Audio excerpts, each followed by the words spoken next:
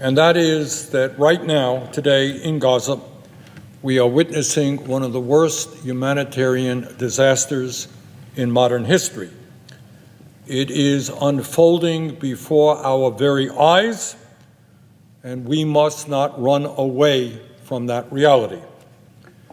And I am very sorry to say, but we in the United States are deeply complicit in what is happening in Gaza.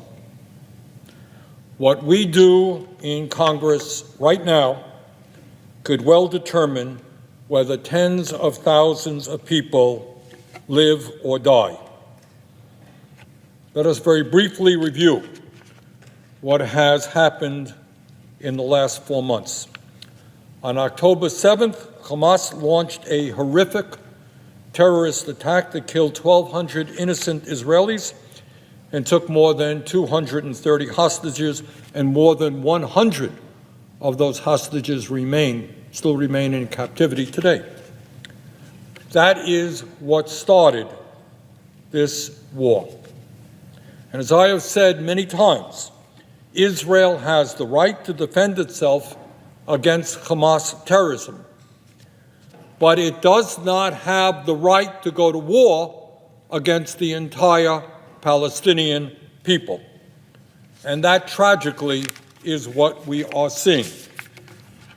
As of today, Israel's military campaign has killed more than 27,000 Palestinians and injured some 68,000, 2/3 of whom are women and children.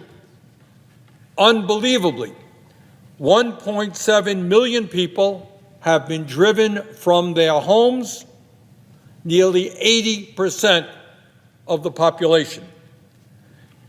That is more than twice the population of my own state of Vermont.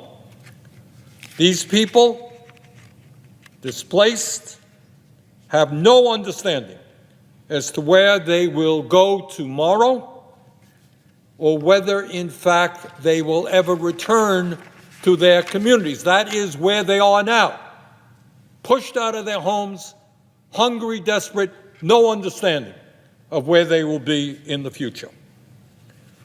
The devastation caused by Israeli bombardments is unprecedented in modern history.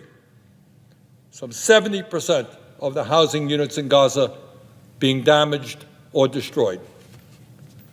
The Israeli bombing attacks have destroyed most of the infrastructure in Gaza.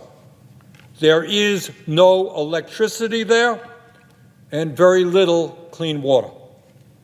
There are virtually no places where people can buy bread or other basic necessities, as most of the bakeries have been destroyed or shut down.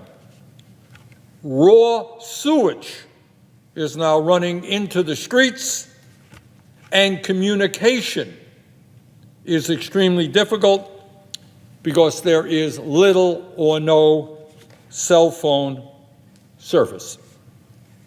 Despite the tens of thousands of Palestinians who have been injured, there are no fully functional hospitals in Gaza, and just 1 in 3 is operational at all.